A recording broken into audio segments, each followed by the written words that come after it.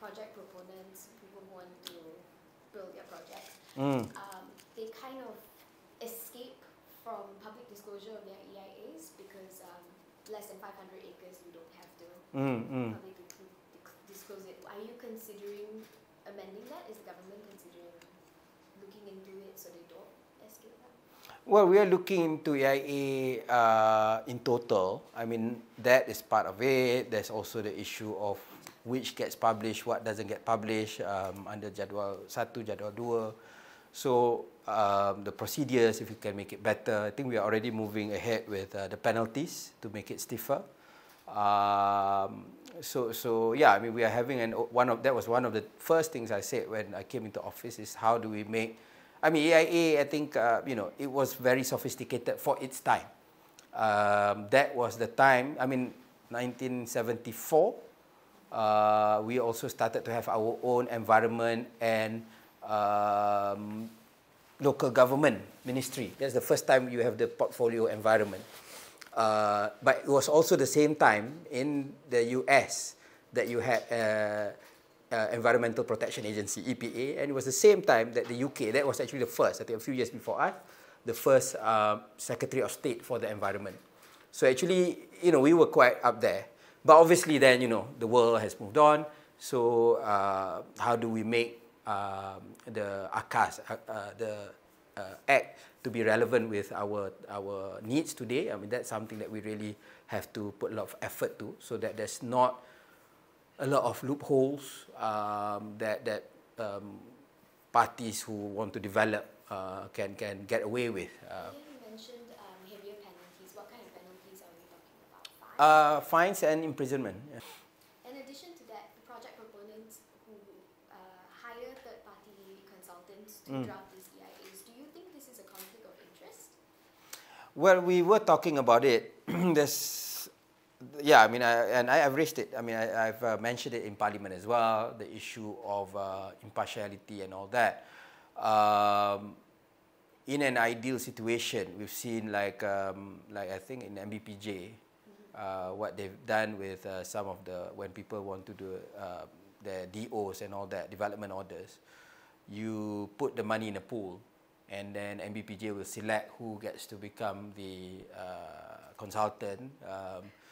So there's a wall, right, between the project proponent and the consultant to avoid consultant shopping.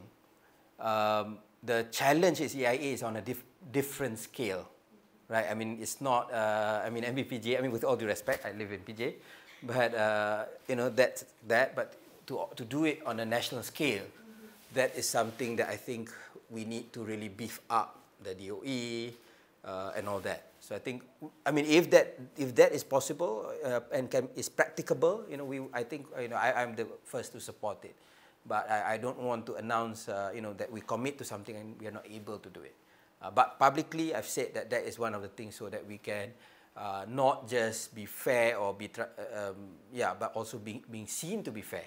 Right? I mean, I think sometimes, maybe the consultant is fair. I mean, they're professionals.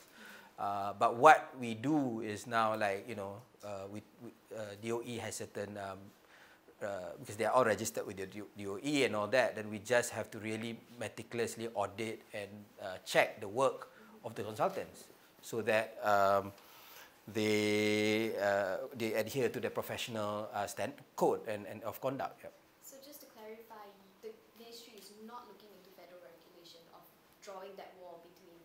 Well, we are considering it. The challenge is the scale, because DOE, the number of EIAs that you have to do, and then because then you have to have the DOE to do the selection of the consultants, and that is what we find that, because I saw what MBPJ did and I did propose, but of course how many projects that MBPJ deal with as opposed to how many projects that DOE at a national level deal with, and that's the two different things that we are still trying to rationalize.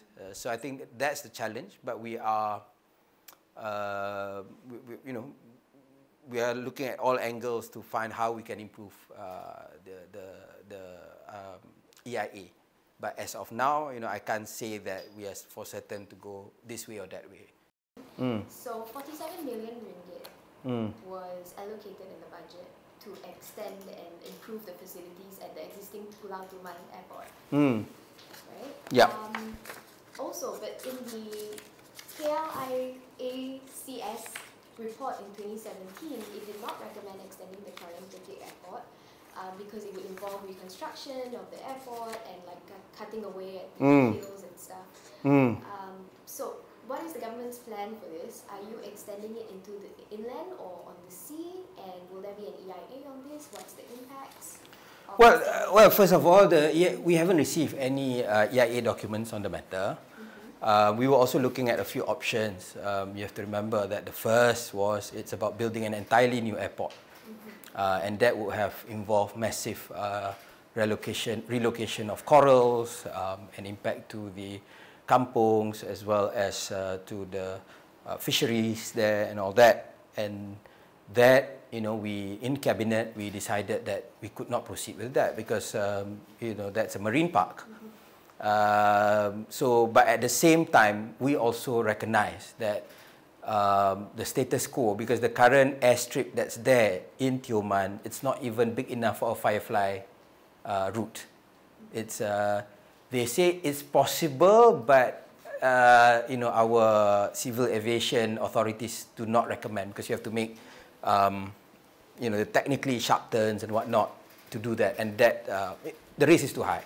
So that's why we're looking. I mean, there's a proposal to rather than build a brand new airport on reclaimed land on the sea that will destroy the corals for wide-body airplanes. That was that proposal. So this is merely to allow for ATR planes, for Firefly Malindo planes from Subang to be able to land there. And I think obviously when the EIA proposals come to us, then we will consider it and look at it in detail. And again, I mean, just as when we found that the reclamation proposal was not tenable, the government decided not to proceed with it. So I think that is something that is very much possible. Yeah, I mean, basically what I'm saying is, we will get the proposal is there. We'll get the when it reaches the EIA. Sorry. I don't know. I mean, I'm not the Ministry of Transport, so that is they will go through that process. When it reaches our hands in terms of for the EIA approval, then we will look at it. That's our role as NRECC.